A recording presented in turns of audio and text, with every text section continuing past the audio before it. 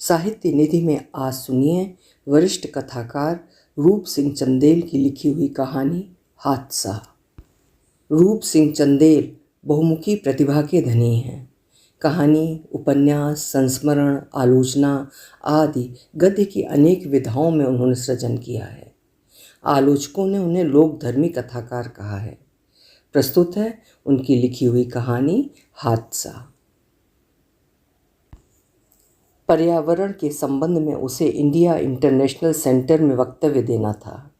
Harvard विश्वविद्यालय से पर्यावरण प्रबंधन की उपाधि लेकर जब 1 साल पहले वो स्वदेश लौटा, सरकार के पर्यावरण विभाग ने उसकी सेवाएं लेने के लिए कई प्रस्ताव भेजे, लेकिन स्वयं कुछ करने के उद्देश्य से उसने सरकारी प्रस्तावों पर उदासीनता दिखाई। वो जानता है कि ऐसी किसी संस्था से बंधने से उसकी स्वतंत्रोन्मुख सोच और विकास बाधित होंगे। वो स्वयं को अपने देश तक ही सीमित नहीं रखना चाहता, बावजूद इसके कि वो अपना सर्वश्रेष्ठ देश को देना चाहता है। पार्किंग से गाड़ी निकालते समय पिता ने पूछा, अमित, हालांकि उसका पूरा नाम अमित है, कब तक लौट आओगे? 2 घंटे का सेमिनार है बाबूजी, 9 तो बज ही जाएंगे। पिता चुप रहे, लेकिन वो सोचे बिना नहीं रह सका। अवश्य कोई बात है, वरना बाबूजी उसके आने के विषय में कभी नहीं पूछते। गेट से पहले गाड़ी रोककर उतरा। और कोई खास बात बाबूजी? उसने पूछा। हाँ, बाबूजी मंद स्वर में बोले। मेरा मित्र अमृत है ना, उसकी बेटी की शादी है रोहिणी में। सेमिनार खत्म होते ही निकल आऊँगा। तुम परेशान मत होना, मैं ऑटो ले लूँगा, बाबूजी ने सकुचाते हुए कहा। कार्यक्रम 8 बजे समाप्त हो जाएगा। लोगों से बिन मिले मैं निकल आऊँगा। यहाँ पहुँचने में 1 घंटा तो लग ही जाएगा, लेकिन आप ऑटो के चक्कर में नहीं पड़ेंगे, मैं आ जाऊँगा। उसने पिता को बाय किया और गाड़ी स्टार्ट कर सड़क पर उतर गया। अमित जब हार्वर्ड पढ़ने गया था, माँ जीवित थीं। पिता रेल मंत्रालय से निदेशक पद से अवकाश प्राप्त कर चुके थे। माँ बाप का वो इकलौता बेटा था। उन लोगों ने कभी अपनी इच्छाएं उस पर नहीं थोपी, लेकिन उसने भी कभी उन्हें निराश नहीं किया। हार्वर्ड जाने के 1 वर्ष बाद ही माँ का निधन हो गया।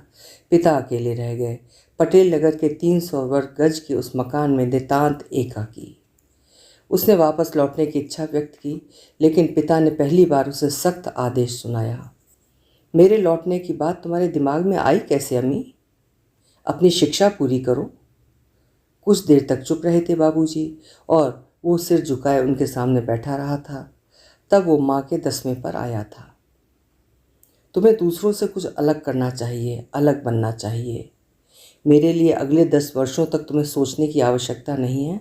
नौकरी से अवकाश ग्रहण किया है, शरीर और मन से नहीं।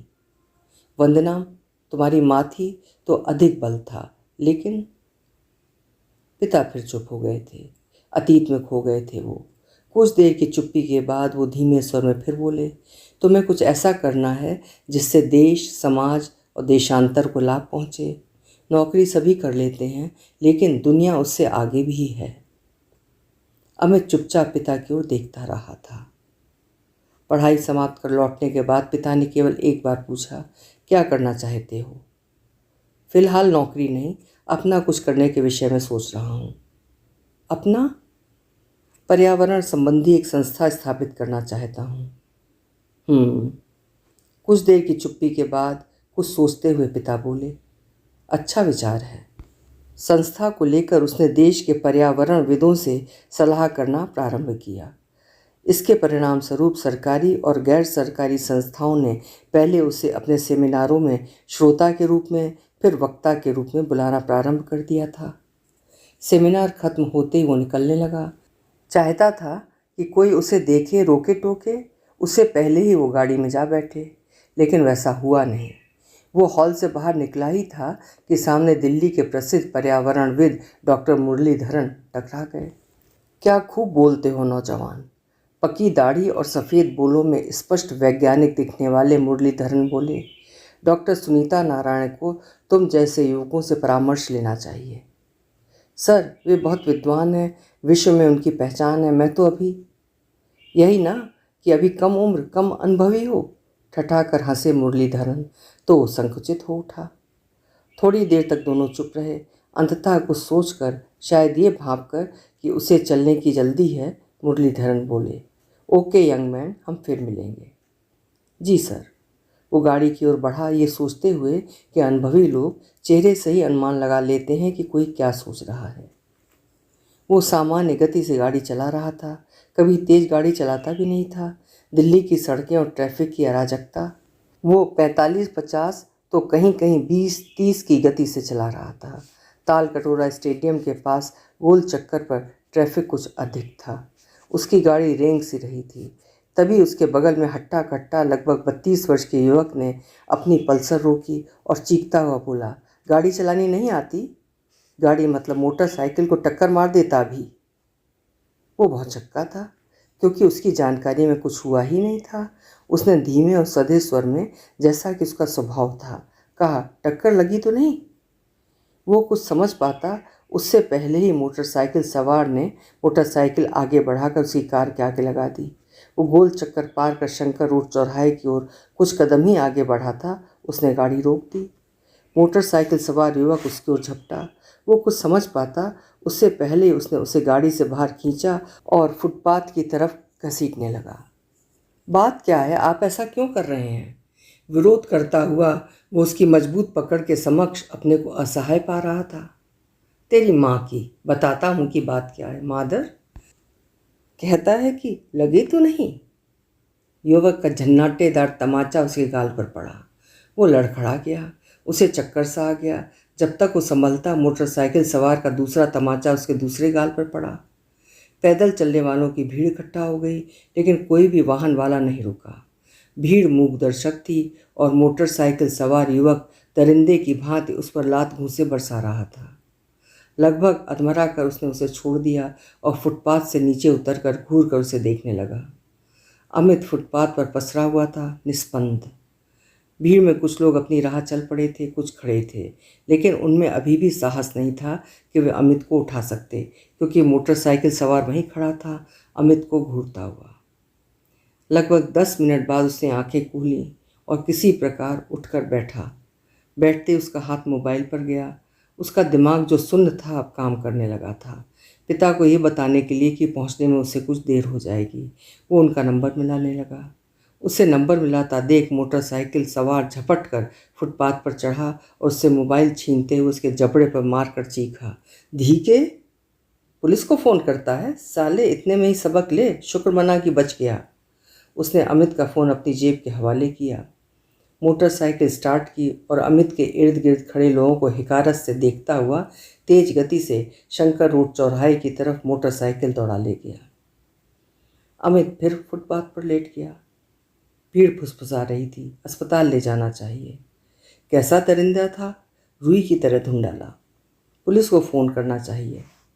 पुलिस के लफड़े में पड़ना ठीक नहीं। वो कोई गुंडा था। दिल्ली में ऐसे लोगों की संख्या बढ़ती जा रही है।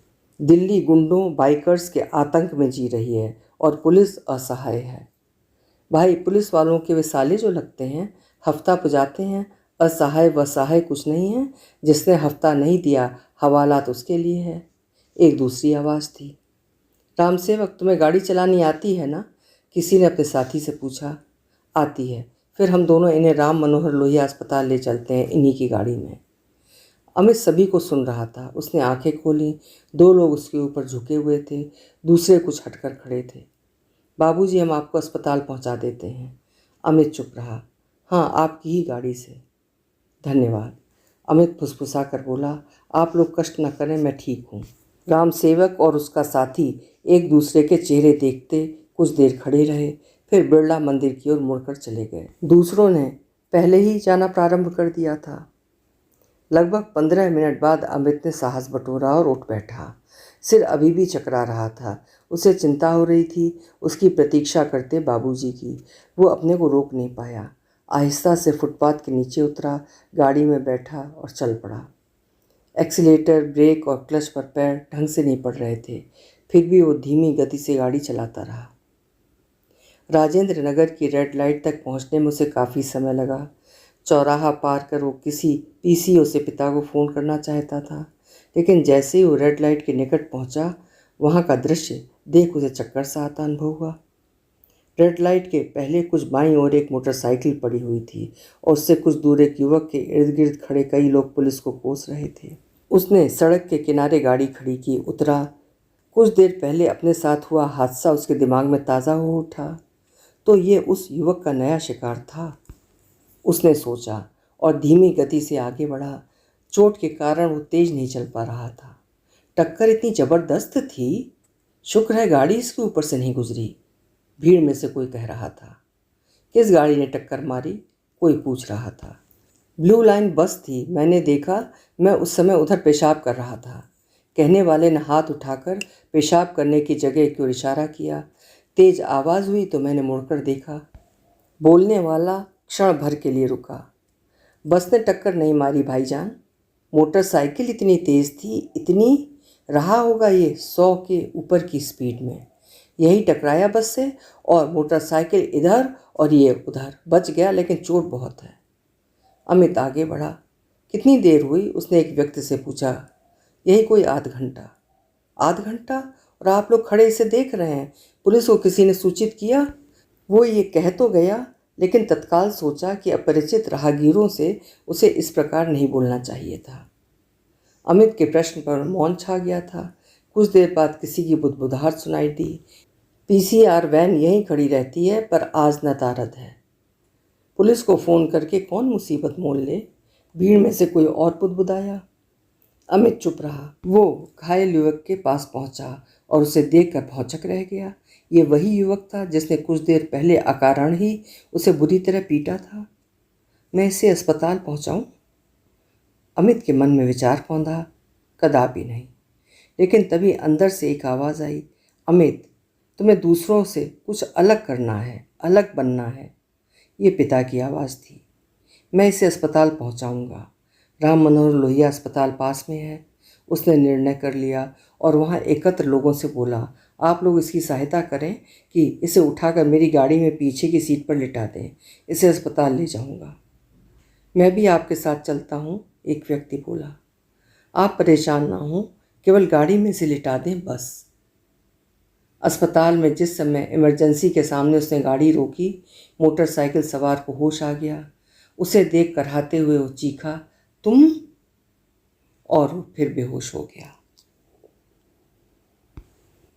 अभी आप सुन रहे थे वरिष्ठ लेखक रूप सिंह चंदेल जी की लिखी हुई कहानी हादसा। स्वर दिया था मैंने, यानी सीमा सिंह।